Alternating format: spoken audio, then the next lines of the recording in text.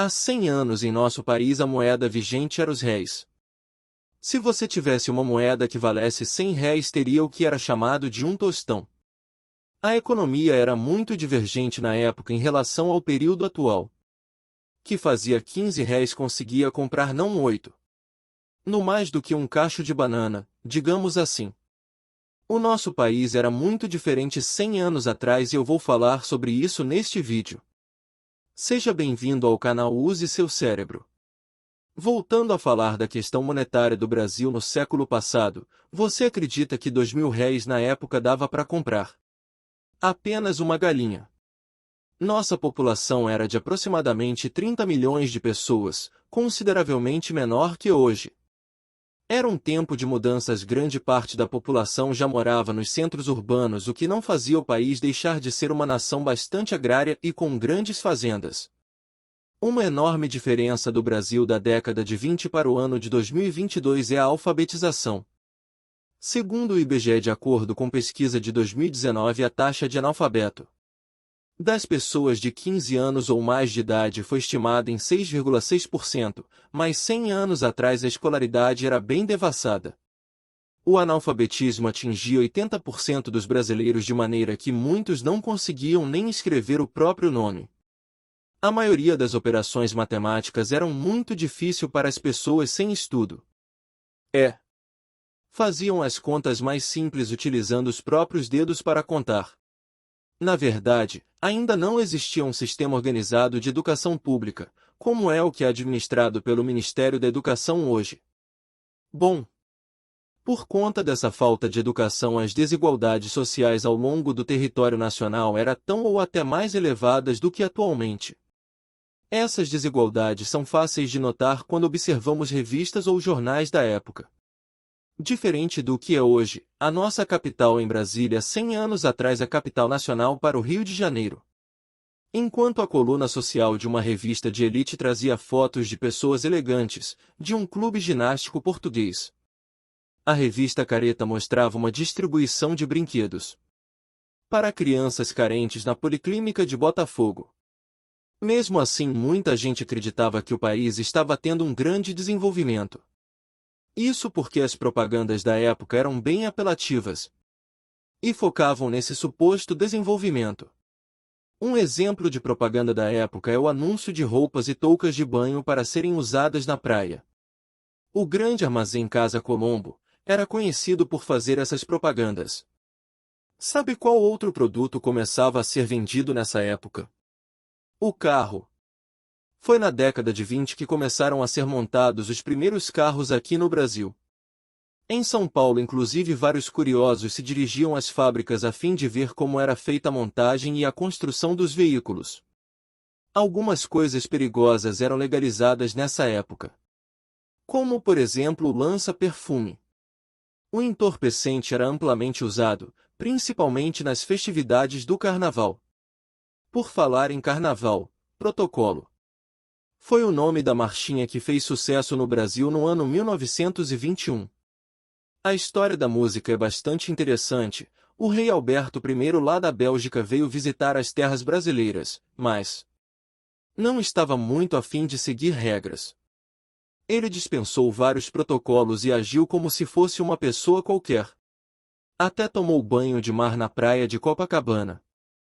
Por causa disso, foi escrito e composta essa marchinha chamada Protocolo, que dizia assim: o rei Alberto, ao pisar este solo, mandou às favas o protocolo, conquistou logo com feliz maestria dos brasileiros a simpatia. Calma lá que ainda não acabou.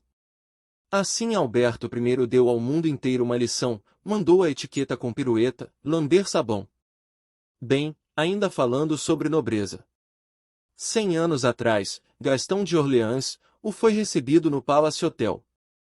Enviaram o príncipe francês da família Orleans e também marido de Isabel de Bragança.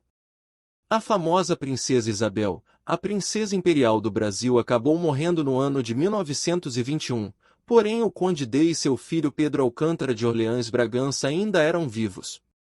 O faleceria em 1922, exatamente 100 anos atrás. Olha só! Por ser a capital do país, o Rio de Janeiro era repleto de locais importantes como, por exemplo, o Palácio Morroi. Infelizmente não existe mais. O edifício abrigou tanto a Câmara dos Deputados como também o Senado. Depois ele acabou sendo demolido em 1976. Era limpo. O jornal O Globo fez uma campanha pró-abolição com o apoio do arquiteto Lúcio Costa, que chegou a chamar-o em seus editoriais de monstrinho da Cinelândia.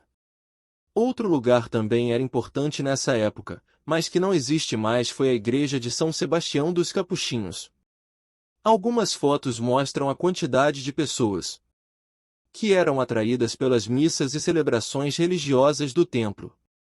O fotógrafo Augusto Malta registrou através de fotografias a saída após a última missa realizada na igreja de São Sebastião.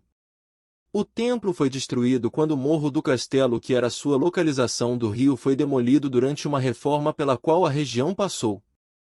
Agora deixamos um pouco o Rio de Janeiro de lado. Quer saber como era São Paulo ou a metrópole? Sampa tinha vários mercadinhos, como os que podiam ser observados em Santa Efigênia.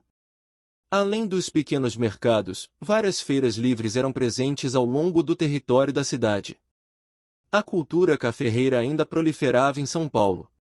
Na época, muitos comemoravam o aumento do café brasileiro em muitos países.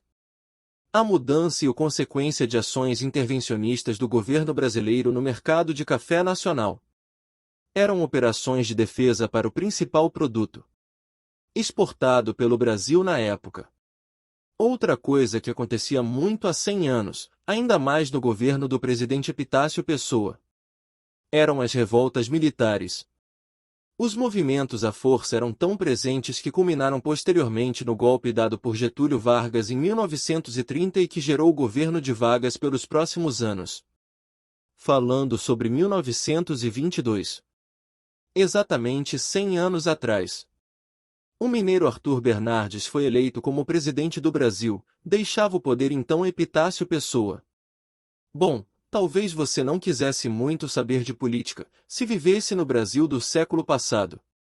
Com isso, você poderia, em contrapartida, ler alguns jornais e revistas que traziam belas mulheres em suas páginas. A atriz estadunidense Debbie Alls, conhecida por cantar, contracenar e dançar, foi capa da revista Cena Muda com S. Acontece mesmo no começo, que era uma revista focada na temática do cinema. O futebol também já fazia parte do cotidiano dos brasileiros e campeonatos estaduais eram disputados por nosso território. Em São Paulo, quem ganhou o Campeonato Paulista de 1922 foi o Corinthians. Na época o clube tinha até outro escudo e superou o Palestra Itália nos pontos corridos. Palestra Itália hoje é conhecido como Esportiva Palmeiras. Já no Rio, o clube campeão foi o América, que hoje em dia que não figura mais entre as principais equipes do nosso país. O América precisou disputar o campeonato com os grandes clubes tradicionais que ainda conhecemos hoje, como Vasco da Gama, Flamengo, Fluminense e Botafogo. Em Minas, o campeão foi outro América, o América Mineiro. Por incrível que pareça, um ano antes, em 1921, o Atlético Mineiro e o Cruzeiro realizaram seu primeiro clássico da história. Na época o Cruzeiro era chamado de Palestra e ainda tinha as cores verde, vermelho em seu escudo. Pois, algumas rivalidades entre times aqui do Brasil já duram mais de 100 anos. Olha só, no quesito moda.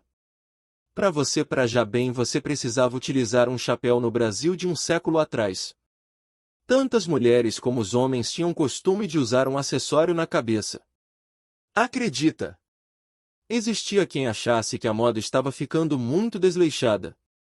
Uma revista chamada Máscara frequentemente reclamava das vestimentas da década de 20 e dizia que tudo era mais bonito no final do século XIX. Enquanto quando as mulheres tinham que apertar tudo muito bem na cintura. Nossa, elas ficavam amarradinhas.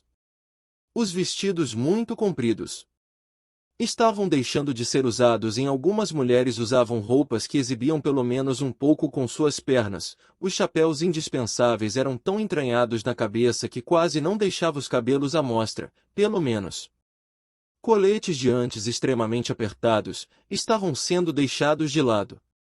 O Nordeste era também uma região interessante, 100 anos atrás. Em Recife, capital de Pernambuco, já era possível encontrar edifícios altos, o que demonstrava o crescimento urbano da época no Nordeste. No interior do sertão havia grupos de cachaceiros. Os membros do cangaço realizavam saques e roubos. Há grandes fazendeiros em ações parecidas com as do bandido Robin Hood. Os policiais volantes constantemente entravam em confronto com esses bandoleiros do cangaço. Poucos anos depois, um dos jovens cangaceiros aumentaria a sua influência e se tornaria líder de um famoso grupo. Virgulino Ferreira da Silva, o lendário Lampião. 100 anos. É muito tempo, não? Ou será que não? Não, mas sim. Deu para notar algumas diferenças, mas também certas semelhanças no país em que vivemos hoje. Qual dessas curiosidades mais te agradou? Deixe nos comentários, eu fico por aqui, te vejo em uma próxima ocasião. Logo mais, grande abraço, tchau.